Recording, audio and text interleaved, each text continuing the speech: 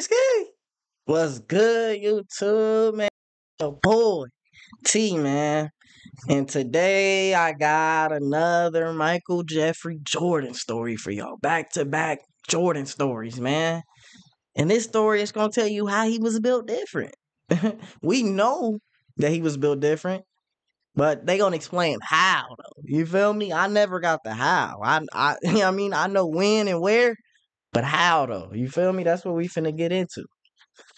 If you like videos like this, drop a like, subscribe, get down in the comments, let me know what to do next, because I don't know what to do sometimes. And y'all gotta help me. You feel me? But with that being said, let's start the video. Welcome, and get ready for this hilarious Michael Jordan story. Hilarious.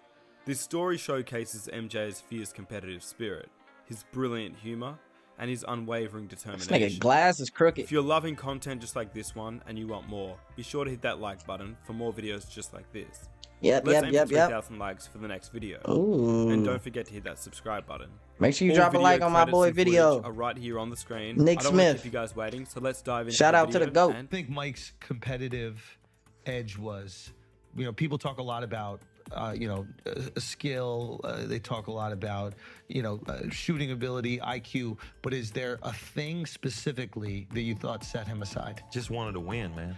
Yeah. He didn't care. And that's easy for me to say that he didn't care, but at the end of the day, he's going to have a huge say in that win. You know what I mean? Yeah. It's like a quick story about Bob Knight. I just heard this yesterday. Rest his soul. He told me a story about Jordan. He said they were playing in the Olympic. He was the last guy to coach of a basketball team from America to win a gold medal that didn't have professionals, yeah. right? So in 1984, I get invited to the Olympic trials, and there's probably at least 30 Hall of Famers was on there. We started with like 120 players, and my coach says, "Charles, I want you to go to the Olympic trials. You've been invited." I said, "Coach, Bobby Knight, I don't know about him, blah, blah, blah, blah, blah." He says, "No, just go." He said, "I think you're the best player in the country. I want you to go there and prove it." Number 7, a 6'6" junior from Leeds, Alabama, and Auburn University, Charles Barkley. 6'6", 265. Sheesh. Big fella. 1984 was an Olympic Big year, boom. and the U.S. men's basketball team would win the gold medal. But before that, the American team had to be chosen, and tryouts were held at Indiana University. 80 of the best players in the world, and we're all there trying out for 12 spots. It was a who's who of college players in one gym, with the goal of building a dominant national team. But even then, there was one player who stood out wherever he went. Well, Charles, from the beginning, was an interesting guy because, he had this incredible Those shorts are personality. crazy. So I go there, so we got 120, and like I said, it's probably 30 or 40 Hall of Famers. Everybody who ever played in NBA in the last 30 years was there. So they go 120 to 100, 80, 60, 40, 20. What I distinctly remember about that is Charles dunked the ball so many times. He would just dunk everything. Any kind of drill, if he caught the ball in a scrimmage, he dunked everything. And that didn't sit well with Olympic head coach Bobby Knight. Bobby was a proponent of get the ball to the guard. Well, he would do the same thing again, rebound, coast to coast and dunk it. Everybody's going crazy, so already we're going to probably have a little bit of a banging of the heads, so to speak. Somebody asked Bob Knight, have you ever had a fat player? And Knight, in complete deadpan, said, not for long. I don't think Barkley really cared that much whether he made. He said not for long. Damn, he trying to call my nigga Charles fat. Oh, he just well fed, man. The Olympic team or not, he knew that this was an opportunity to show everybody that he could, in fact, dominate at this level. And then they finally cut me, and I was pissed at Bobby Knight because he never gave me a fair chance because I was the second best player there by far. Charles Barkley was an RPIA, Royal Pain in a... I was definitely the second best player there. I'll get to the story. I go back to college, And Sonny said, hey, I talked to John Thompson. I said, yeah, what did he say? He says, you were the second best player there. I said, yeah, Coach, I was the second best player there. And he said, who was the best player there? I said, Coach, I just saw the best basketball player I ever seen in my life. His name is Michael Jordan. He's from North Carolina. A 6'5" junior from Wilmington, North Carolina, at the University of North Carolina at Chapel Hill, Michael Jordan. He's only 197 in high school? Sheesh. Then they had him at 6'5". Look at him out. Them red jerseys. Ooh, them bitches nice. I said, I've never seen a basketball player. Like, I thought I was a really good player. But I said, this dude is the best I've ever seen. Yeah, Michael Jordan's the best player that's ever played anything, any team sport. We're ahead of Spain in the gold medal game. I walked into the locker room. Is that a hot take? Michael Jordan, the best player for any team sport ever? That's a spicy take. Yeah, that's a hot one. Well, how y'all feel about that? After the first half of our game with Spain in 1984 for the gold medal, we're ahead by 29 points. They're up 29 points, USA. And Bob Knight's walking across the court to go in the locker room at halftime. He's like, what am I going to say to these guys to get them going, you know? Like, you know, they did everything right, you know, what I'm going to say. And I'm walking off the floor at the Forum in Los Angeles, and I look up the scoreboard. And this is halftime, 28? At halftime, and I'm with one of the great people in athletics, C.M. Newton, who was with me through the Olympics. And I turned to him and I said, you know, what the hell am I going to say? And I'm a great believer in, let's say something that's going to get us going in the second half. Let's just don't go in saying, God, we played great. What a great half this was. Let's relax and go play the second half. I always want to think of something that I can say that kind of gets their attention, and they know we've got another half to play. We've played basketball as well as the game can be played. Michael Jordan has played 12 minutes. Out of the 20, he has 11 rebounds, 9 assists, and 19 points in 12 minutes. I still haven't thought. Whoa, what the? Wait, so this is the Olympics. And they playing against grown men, right? This nigga got a triple-double at halftime in 12 minutes. What the fuck? Nah, he's the GOAT. Like, I don't want to hear nobody else say the GOAT, this, GOAT, that. I don't want to hear it anymore, bro.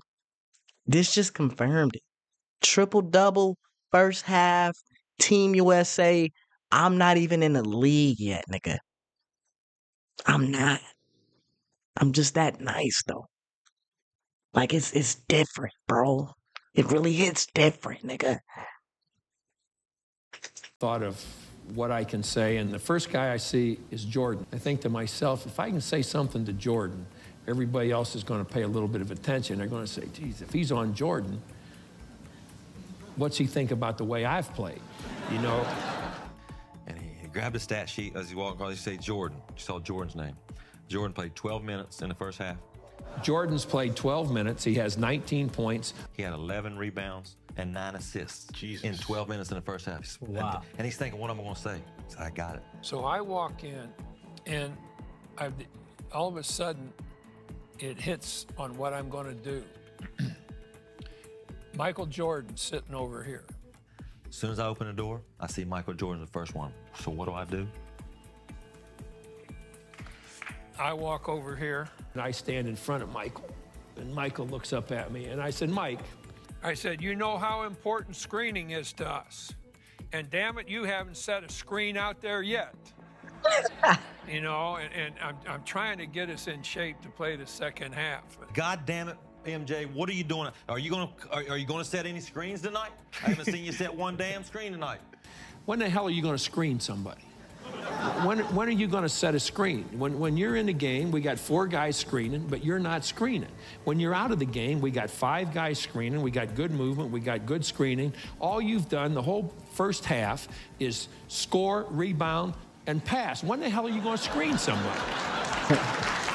So Jordan, you know, God gave Jordan a lot of gifts, and among them is one of the great smiles of all time. He said MJ looked up with a little grin, not a big one. He said, Coach, didn't I read recently where you said I was one of the quickest players you've ever been around? You remember last week when you told the whole world that I was the quickest person you ever seen on the basketball floor? I said, what the hell has that got to do with screening, Mike? And he looks up at me and he says, I'm setting them so quick. I think I set them faster than you can see them. I said, just slow down a hair then. You gotta love a kid like that. But the coach can never lose. So there are 3 kids sitting here. So I walk over. There are 2 kids sitting there. So I walk over and they're laughing, you know, about Mike's comment to me, you know. Right. And I said, all right. I said, you 2 guys thought this was really funny. I said, well, I'm going to tell you about how funny it is because you 2 are in charge of Jordan for the second half. And if he doesn't set 4 screens in the first 5 minutes of the second half, I'm taking you 2 son of bitches out of the game. I turned around and walked away. Coach always has to win somehow. I don't care how.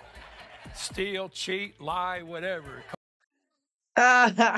Hey, nah, he funny for sure. He funny for sure. That's definitely how coaches. That's why he cut Charles Barkley, because he kept trying to get that nigga to pass it to the guard. Charles like, fuck the point guard. Oh, he's funny, bro. That's how you gotta, you know what I mean? You gotta keep your players locked in, though, man. That's a good coach right there.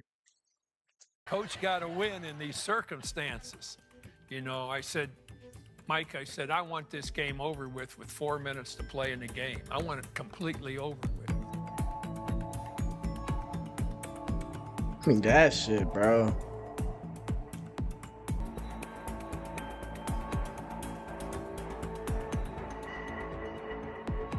So Mike on his own with about, I think it was 7 minutes to go in the game, calls timeout.